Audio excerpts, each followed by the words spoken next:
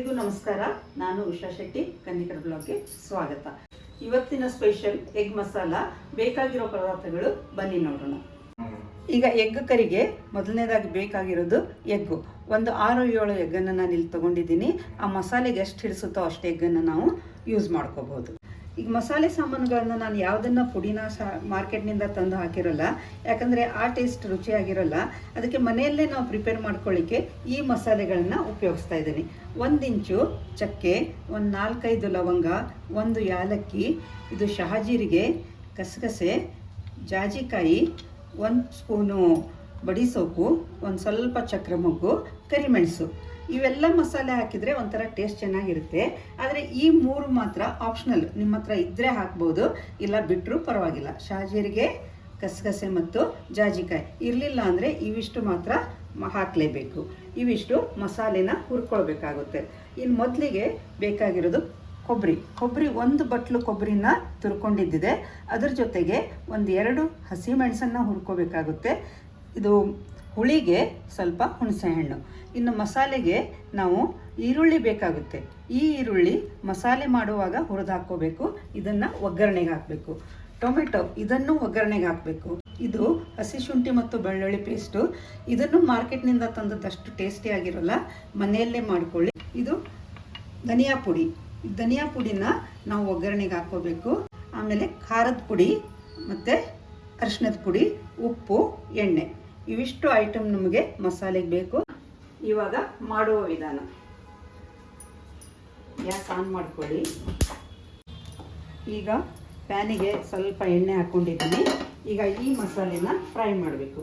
Masala fry ಮಾಡುವಾಗ ಯಾವಾಗಲೂ ಎಣ್ಣೆ ತುಂಬ ಕಾದಿರಬಾರ್ದು, ಸ್ವಲ್ಪ ಕಡಿಮೆ ಕಾದಿರುವಾಗಲೇ ಒಂದೊಂದೇ ಮಸಾಲೆನ ಹಾಕ್ಕೊಂಡು ಫ್ರೈ ಮಾಡ್ಕೊಳ್ಳಿ.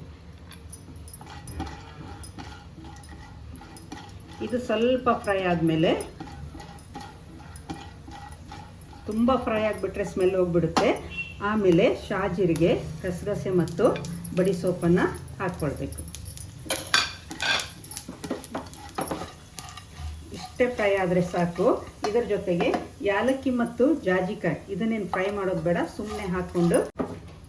ಈಗ ಇದು ಹುರಿದಿದ್ದಾಗಿದೆ, ಇದನ್ನು ಮಿಕ್ಸಿಗೆ ಹಾಕ್ಕೊಳ್ತೀನಿ. ನೆಕ್ಸ್ಟ್ ಇದರಲ್ಲಿ ಈ ಹುರಿಬೇಕಾಗಿರೋ ಸ್ವಲ್ಪ ಈರುಳ್ಳಿನ ನಾನು ಇದರಲ್ಲಿ ಹಾಕ್ಕೊಳ್ತಾ ಇದ್ದೀನಿ. ಇದನ್ನು ಮಸಾಲೆಗೆ ಹಾಕಬೇಕು.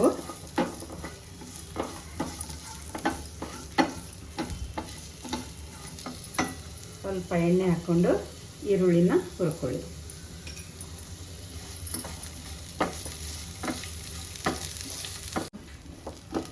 ಈಗ ಈರುಳ್ಳಿ ಫ್ರೈ ಆಗಿದೆ, ಇದನ್ನು ಸಹಿತ ಮಿಕ್ಸಿಗೆ ಹಾಕ್ಕೊಳ್ಳಿ. ಈಗ ಇದೇ ಪ್ಯಾನ್ನಲ್ಲಿ ಹಸಿ ಕೊಬ್ಬರಿನ ಫ್ರೈ ಮಾಡಬೇಕು. ಅದರ ಜೊತೆಗೆ 2 ಹಸಿ ಮೆಣಸಿನ್ಕಾಯಿ ಹಾಕಿದ್ದಿದೆ, ಅದನ್ನು ಫ್ರೈ ಮಾಡಬೇಕು.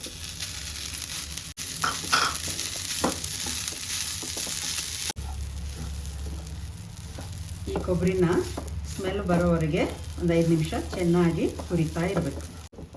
ಈಗ ನೋಡಿ, ಕಾಯಿ ತುರಿ ಚೆನ್ನಾಗಿ ಫ್ರೈ ಆಗಿದೆ, ಬ್ರೌನ್ ಕಲರ್ ಬರ್ತಾ ಇದೆ.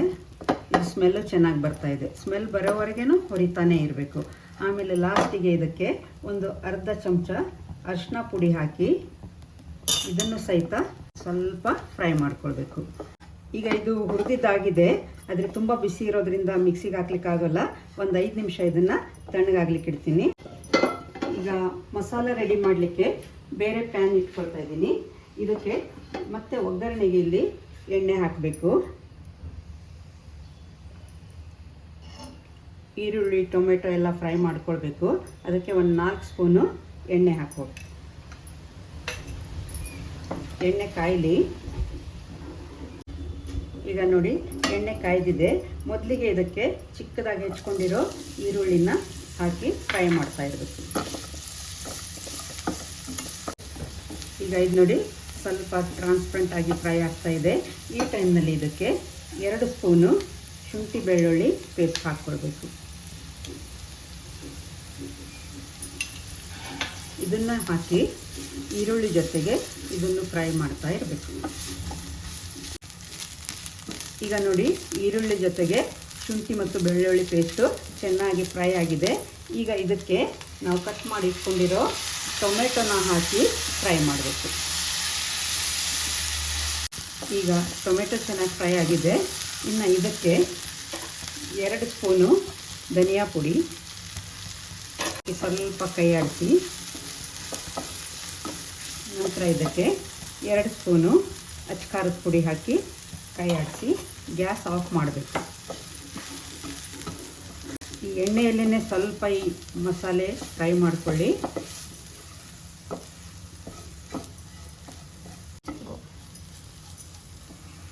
ಇದಾಗಿದೆ, ಇದನ್ನ ಎತ್ತಿಡೋಣ.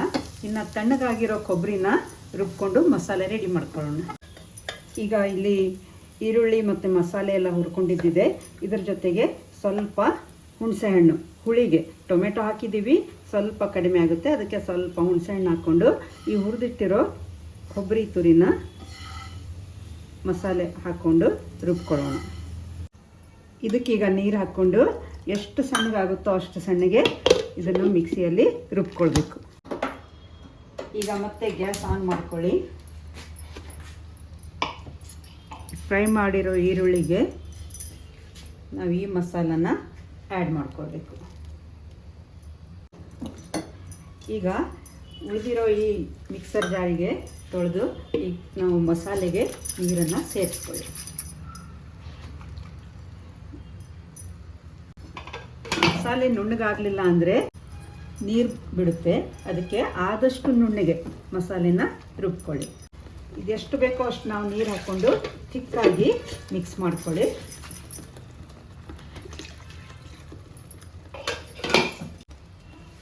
ರುಚಿಗೆ ಬೇಕಾಗಿರೋ ಅಷ್ಟು ಉಪ್ಪು 1.5 ಸ್ಪೂನು ಹಾಕಿ ನೋಡಿ, ಕಡಿಮೆ ಆದರೆ ಮತ್ತೆ ಸೇರಿಸ್ಕೋಬಹುದು.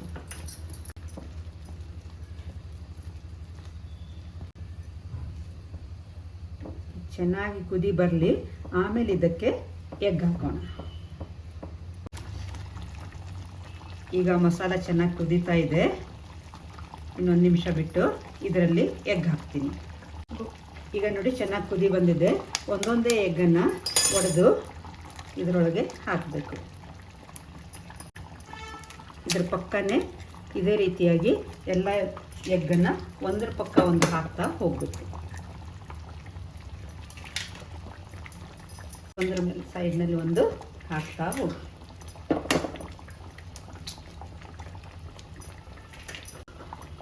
ಮಿಡ್ಲ್ನಲ್ಲೂ ಒಂದು ಎಗ್ಗನ್ನು ಹಾಕ್ಬೋದು. ಏನು ಸಿಪ್ಪೆಗೆ ಹತ್ಕೊಂಡಿರುತ್ತೆ ಎಗ್ಗನ್ನು ವೇಸ್ಟ್ ಮಾಡಬಾರ್ದು, ಇದನ್ನು ಬಳಿದು ಹಾಕ್ಕೊಳ್ಬೇಕು. ಎಗ್ ಈ ರೀತಿ ಹಾಕಿದ ಮೇಲೆ ಯಾವುದೇ ಕಾರಣಕ್ಕೂ ಸೌಟ್ನಿಂದ ಅದನ್ನು ತಿರುಗಬೇಡಿ, ಇದೇ ರೀತಿ ಇರಬೇಕು, ಅಂದರೆ ಅಲ್ಲಿ ಎಗ್ಗು ಬಾಯ್ಲ್ ಆಗುತ್ತೆ. 10 ನಿಮಿಷ ಲಿಡ್ ಮುಚ್ಚಿ ಇದನ್ನು ಬಾಯ್ಲ್ ಆಗಲಿಕ್ಕೆ ಇಟ್ಟಿದ್ದಿದೆ. ಈಗ ಅಲ್ಲಿವರೆಗೆ ಈರುಳ್ಳಿ ಫ್ರೈ ಮಾಡ್ಕೊಳ್ಳೋಣ. ಈಗ ತುಪ್ಪ ಬಿಸಿಯಾಗಿದೆ, ಈ ಈರುಳ್ಳಿನ ಫ್ರೈ ಮಾಡ್ಕೊಳ್ತೀನಿ. ಈರುಳ್ಳಿ ಬ್ರೌನ್ ಕಲರ್ ಬರೋವರೆಗೆ ಸಣ್ಣ ಉರಿಯಲ್ಲಿ ಫ್ರೈ ಆಗಬೇಕು.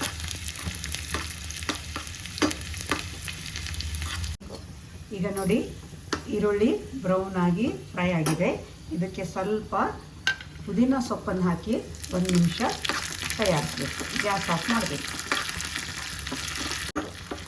ಇದನ್ನು ಎಗ್ ಮಸಾಲ ರೆಡಿ ಆದಮೇಲೆ ಗಾರ್ನಿಷಿಂಗಿಗೆ ಯೂಸ್ ಮಾಡ್ಕೋಬೇಕು. ಈಗ ನೋಡಿ ಇದು ಬೆಂದಿದೆಯೋ ಇಲ್ಲೋ ಅಂತ ಚೆಕ್ ಮಾಡಲಿಕ್ಕೆ ಈ ರೀತಿಯಾಗಿ ನೈಫ್ ಹಾಕಿ ನೋಡಿದಾಗ ಒಳಗಡೆ ಹಸಿ ಇದೆ, ಇನ್ನೂ ಸ್ವಲ್ಪ ಬಾಯ್ಲ್ ಆಗಬೇಕು. 5 ನಿಮಿಷ ಬಿಟ್ಟು ಮತ್ತೆ ನೋಡೋಣ. ಈಗ ನೋಡಿ ಮತ್ತೆ ಒಂದು 5 ನಿಮಿಷ ಆಯಿತು, ಚೆನ್ನಾಗಿ ಬಾಯ್ಲ್ ಆಗಿದೆ. ಈಗ ಇನ್ನೊಂದು ಎಗ್ಗನ್ನು ನಾವು ಚೆಕ್ ಮಾಡೋಣ ಹೇಗಿದೆ ಅಂತ. ಈಗ ನೋಡಿ ಒಳಗಡೆ ಎಲ್ಲ ಚೆನ್ನಾಗಿ ಬಾಯ್ಲ್ ಆಗಿದ್ದಿದೆ. ಈಗ ಗ್ಯಾಸ್ ಆಫ್ ಮಾಡಿಬಿಟ್ಟು ಇದನ್ನು ಗಾರ್ನಿಷ್ ಮಾಡ್ಕೊಳ್ಳೋಣ. ಈರುಳ್ಳಿ ಫ್ರೈ ಮಾಡಿಟ್ಟಿದ್ವಿ, ಅದನ್ನು ನಾವು ಇದ್ರ ಮೇಲ್ಗಡೆ ಹಾಕ್ಕೊಂಡು ಗಾರ್ನಿಷ್ ಮಾಡೋಣ.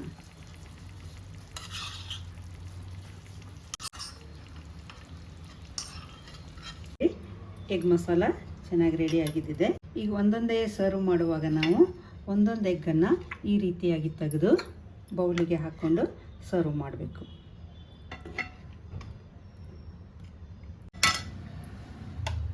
ಎಗ್ ಮಸಾಲ ರೆಡಿಯಾಗಿದೆ. ಬಿಸಿ ಬಿಸಿಯಾದ ಎಗ್ ಮಸಾಲ ರೆಡಿಯಾಗಿದೆ. ಇದು ಚಪಾತಿ ಜೊತೆನೂ ಚೆನ್ನಾಗಿರುತ್ತೆ, ಅನ್ನದ ಜೊತೆನೂ ಚೆನ್ನಾಗಿರುತ್ತೆ.